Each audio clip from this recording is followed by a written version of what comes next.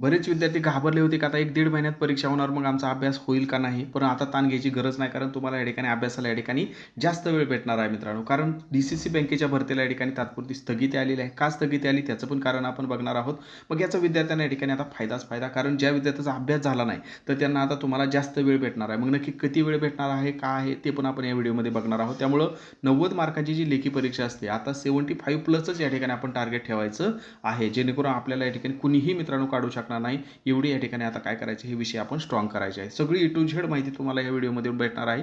फक्त शेवटपर्यंत पहा. आणि याचा जो अभ्यासक्रम आहे मित्रांनो, जवळपास 7 विषय आपल्याला परफेक्ट करायचे आहेत हे लक्षात ठेवा. त्यामुळे ते 1-2 महिन्यामध्ये परफेक्ट होण्यासारखे या ठिकाणी विषय नाही ते लक्षात ठेवा. किती टोटल 7 विषय या ठिकाणी आपल्याला या ठिकाणी परफेक्ट करायचे आहेत. त्यामुळं हे 7 विषय आता तुम्हाला कसे परफेक्ट करायचे, याची प्रश्नपत्रिका कशी असते, प्रश्न कसे विचारले जातात, मागील वर्षीच्या प्रश्नपत्रिका कशा आहेत, हे सगळं तुम्हाला डिस्क्रिप्शनमध्ये पाहायला भेटेल. डिस्क्रिप्शनमध्ये मी काय केलेले आहे त्याची लिंक दिलेली आहे.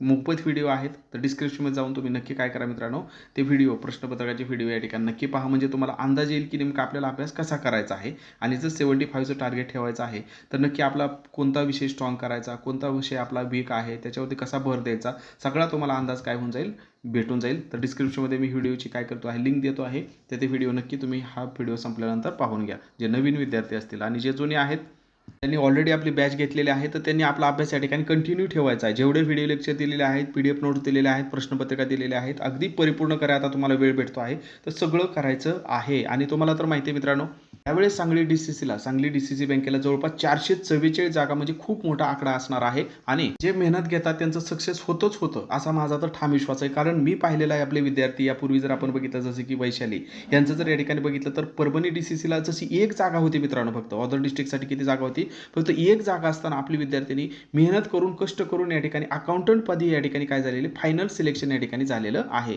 म्हणून मला या ठिकाणी जे कष्ट करतात तर त्यांचं सिलेक्शन होतच होतं, फक्त लेखीला जास्त मार्क घ्यायचे. आणि आपण त्या पद्धतीने तुम्हाला कंटेंट देतो. जसं की एकच विद्यार्थी नाही तर असे कित्येक विद्यार्थी वेगवेगळ्या डिपार्टमेंटमध्ये, मग कोण या ठिकाणी न्यायालयामध्ये लागलेला आहे, कोण तलाठी झालेला आहे, कोण पोलीस भरती झालेला आहे, वेगवेगळ्या डिपार्टमेंटमध्ये लागले. आणि प्रत्येकाने या ठिकाणी असा स्क्रीनशॉट पाठवला की सर माझं या ठिकाणी काय झालं, या ठिकाणी सिलेक्शन झालं, या ठिकाणी आपल्या सगळ्या नोट्समधून या ठिकाणी सगळं आलेलं होतं. तर या पद्धतीने या ठिकाणी विद्यार्थी काय करतात, अभिप्राय सुद्धा या ठिकाणी पाठवत असतात. त्यामुळं जे विद्यार्थी ऑलरेडी फॉर्म भरलेले आहेत किंवा भरू इच्छितात आणि ज्यांना वाटतं की मला कुठल्याही अफवांवर विश्वास न ठेवता फक्त आणि फक्त फोकस करायचा आहे, कारण यामध्ये या ठिकाणी फॉर्म कमी येतात.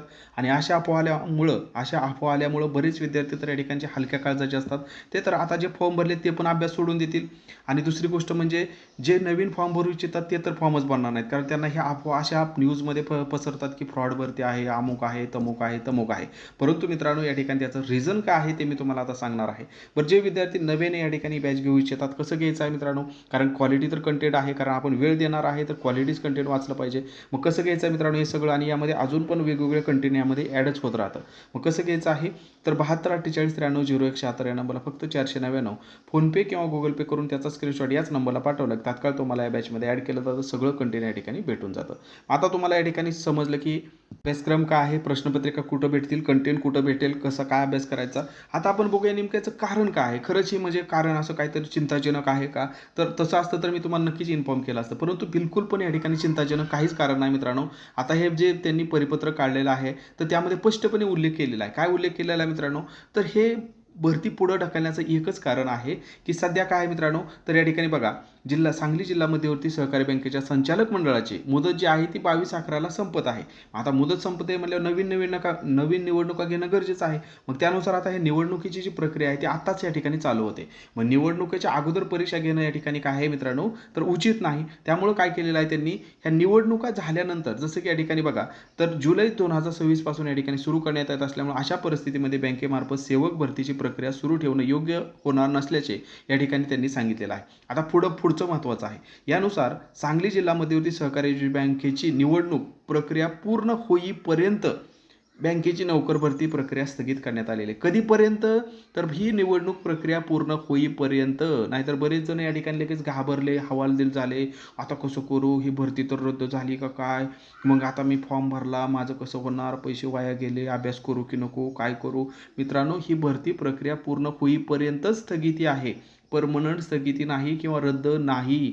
तर याचा पॉझिटिव्ह जर तुम्ही विचार केला तर या ठिकाणी तुम्हाला याचा फायदा घेता येईल. म्हणजे कसं की आता ही निवडणूक प्रक्रिया नाही म्हटलं तर या ठिकाणी नोव्हेंबरमध्ये सगळी या ठिकाणी पूर्ण होईल. ठीक आहे, नोव्हेंबरमध्ये या ठिकाणी नोव्हेंबरपर्यंत या ठिकाणी पूर्ण होईल. त्यानंतर आपल्या या ठिकाणी काय होणार आहे मित्रांनो, ही 444 जागांची पुन्हा भरती प्रक्रिया या ठिकाणी सुरू होईल. पुन्हा या ठिकाणी परीक्षेची तारीख येईल आणि तुमची परीक्षा होईल. कारण IBPSकडे यांनी कॉन्ट्रॅक्ट दिलेला आहे आणि IBPS तुम्हाला माहिती आहे 1 ते 1.5 महिन्यामध्ये आतापर्यंत ज्या परीक्षा या ठिकाणी IBPSने घेतलेल्या आहेत तर पटकन या ठिकाणी IBPSकडे सगळं आहे, इन्फ्रास्ट्रक्चर सगळं आहे, IBPSकडे सगळी या ठिकाणी व्यवस्था ऑलरेडी आहे. मोठ्या मोठ्या लाखो विद्यार्थ्यांची परीक्षा घेते आणि ह्या तर काही हजार विद्यार्थ्यांची परीक्षा घेणं त्यांना काही अशक्य नसतं.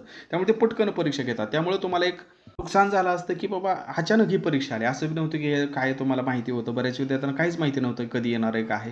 अचानक फॉर्म आले आणि लगेच त्यांना समजले की परीक्षा 1-1.5 महिन्यामध्ये, त्यामुळे घाबरले होते. तर आता काय घाबरायची या ठिकाणी गरज नाही. एवढे सगळे 7 विषय आहेत मित्रांनो, याचे डिटेल तुम्हाला नोट्स भेटतात, प्रश्नपत्रिका भेटतात, व्हिडिओ लेक्चर भेटतात आणि विशेष म्हणजे आता तुम्हाला वेळ पण भेटत आहे. ठीक आहे, नोव्हेंबरच्या नंतर म्हणजे जवळपास तुम्हाला 4 ते 5 महिने तर आरामशीर आहेत. जास्त भेटतील त्याची ते नंतर आपल्याला समजून जाईल परीक्षा दिनांक किती आहे, काय आहे. परंतु कमीत कमी तुम्हाला या ठिकाणी 4 महिने तर या ठिकाणी आहेत. 4 महिन्यापेक्षा 5 महिने आपण म्हणू शकता. कारण आता सध्या जर आपण बघितलं तर जुलै चालू आहे. ठीक आहे, जुलै चालू आहे. जुलै, ऑगस्ट, सप्टेंबर, ऑक्टोबर आणि नोव्हेंबर म्हणजे 1, 2, 3, 4 आणि 5.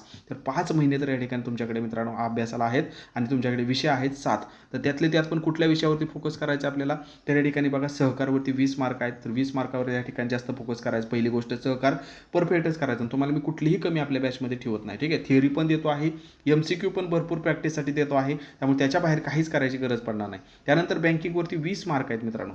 बँकिंग पण इतकं परफेक्ट करायचं की त्यातला एकही मार्क आपल्याला जाऊ द्यायचा नाही. ही तर झाली किती 40 मार्क झाली.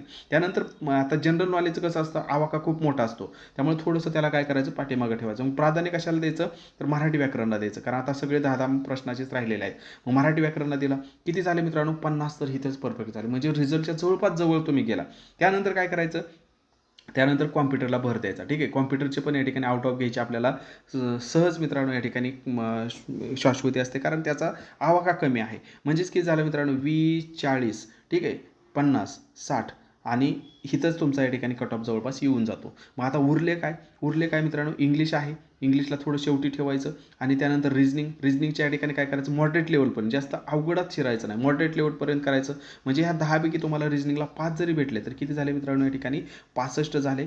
आणि त्यानंतर जर आपण या ठिकाणी बघितलं तर राहिलेले विषय कोणते आहेत आता, तर आपले जनरल नॉलेजचं एक राहिलं मित्रांनो आणि इंग्लिशचं एक राहिलं. मग आपण इथं 5-5 जरी म्हणलं तर 65 आणि 5 किती झालं, 75 झालं. म्हणून मी थंबनेलवरती पण लिहिलं होतं की 90पैकी आपलं टार्गेट आता किती पाहिजे आहे, तर 90पैकी 75 प्लस. खूप झाले मित्रांनो, लय पण या ठिकाणी बर्डन घ्यायचं नाही की मला 80 प्लसच जायचं आहे, 85 प्लस जायचं आहे. कारण इथं निगेटिव्ह मार्किंग पण आहे बाबांनो. ठीक आहे, निगेटिव्ह मार्किंग पण आहे. त्यामुळे आता आपल्याला असं पण नाही की मी एकदमच आउट ऑफच मार्क मिळवेल, कारण निगेटिव्ह मार्किंग असल्यामुळे काय असतं, त्यांनी स्पष्टपणे सांगितलेलं आहे की या ठिकाणी तुम्हाला 0.25ची या ठिकाणी निगेटिव्ह मार्किंग असणार आहे. ठीक आहे, 1/4 निगेटिव्ह मार्किंग असणार आहे, हे लक्षात ठेवायचं आहे. त्यामुळे तुमचे जर या ठिकाणी मार्क एखादा जर तुम्ही निगेटिव्ह केलं तर त्यातून तुमचे काय होणार आहेत, 0.5 जे बरोबर आले त्यातून या ठिकाणी वजा होत असतात. त्यामुळं उगीच अंदाजे काही पण सोडवत बसायचं नाही. जे ॲक्युरेट आहे ॲक्युरेसीला महत्त्व द्यायचं. IBPS घेत आहे, त्यामुळे या ठिकाणी फ्रॉड वगैरे काय होईल याची बिलकुल पण डोक्यातून या ठिकाणी शंका कुशंका सगळ्या काढून टाका. कारण IBPSला असला छोटा मोठा फ्रॉड करून या ठिकाणी त्यांचं करिअर बरबाद करायचं नाही. कारण एकदा का एखादी कंपनी ब्लॅकलिस्टमध्ये गेली की IBPS म्हणजे साधा खेळ नाही, अख्ख्या भारतातल्या या ठिकाणी बँकिंगच्या परीक्षा घेत आहे. ओके, त्यांना अशा छोट्या मोठ्या 4 आणि 5 हजारात फ्रॉड करणं म्हणजे या ठिकाणी स्वतःच्याच पायावर धोंडा टाकून घेण्यासारखं. त्यामुळे IBPS सारखी नामांकित कंपनी असं आतापर्यंत केलेलं कुठं न्यूजमध्ये नाही आणि इथून पुढून पण करेल असं मला तरी वाटत नाही. ठीक आहे, त्यामुळे तुम्ही निशंक होऊन कुठल्याही मनात शंका न ठेवता आता काय करायचं, पूर्ण अभ्यासाला द्या.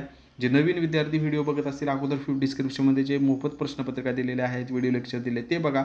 ओके, ते आवडल्यानंतर तुम्हाला वाटले क्वालिटी कंटेंट आहे, रिझल्ट आहेत, यापूर्वीच्या विद्यार्थ्यांचे रिझल्ट आहेत, आपण पण या ठिकाणी क्वालिटी कंटेंट करून घेऊन अभ्यास चालू ठेवा, तर मात्र तुम्ही नक्की या ठिकाणी वेळ न घालवता आपल्या अभ्यासाला सुरुवात करा. कारण हीच तुमची खरी कसोटी आहे मित्रांनो. आता जर घाबरला तर संपला, कारण फॉर्म भरला, सगळं झालं आणि आता जर घाबरला तर मग या ठिकाणी तुम्ही स्पर्धेतून आताच बाद ठरू शकता मित्रांनो, हे लक्षात ठेवा. कारण अभ्यासच नाही केला तर तुमच्या या ठिकाणी ह्याच्याबद्दल होप्सच आता संपून जाणार आहे. त्यामुळं होप्स ठेवा, अभ्यासाला जास्त वेळ भेटतो आहे असं पॉझिटिव्ह या ठिकाणी घ्या. कारण ह्या भरतीला आपण बघितलं की रद्द नाही किंवा या ठिकाणी परमनंट स्थगिती नाही, ही तात्पुरती स्थगिती आहे. निवडणुका झाल्या नंतर ही भरती प्रक्रिया सुरू होणार आहे. ऑलरेडी त्यांनी त्यांच्या पत्रकामध्ये, नोटीसमध्ये आपण आताच बघितलं, सांगितलेलं आहे. त्यामुळं अभ्यासाला सुरुवात करा. वेळ न घालवता तुम्हाला आताच सुरुवात करायची असेल तर सध्या या ठिकाणी ऑफर पण सुरू आहे मित्रांनो आपल्या बॅचवरती. जसं की फक्त 499मध्ये सगळंच काही DCC बँकेचं भेटत आहे. याच्या पलीकडे काही एक शब्द करायची तुम्हाला गरज पडणार नाही. एवढा विश्वास मी तुम्हाला देतो आहे. कशी घ्यायची बॅच पुन्हा एकदा सांगतो. फक्त 499 काय करायचं, या नंबरला फोनपे किंवा गुगल पे करून त्याचा स्क्रीनशॉट याच नंबरला पाठवलं तात्काळ तुम्हाला या बॅचमध्ये ॲड केलं जाईल. काही विचारायचं असेल याबद्दल तर याच नंबरवरती तुम्ही कॉल देखील करू शकता. 72 48 93 01 76 याचा तुम्ही स्क्रीनशॉटसुद्धा काढून ठेवू शकता. धन्यवाद.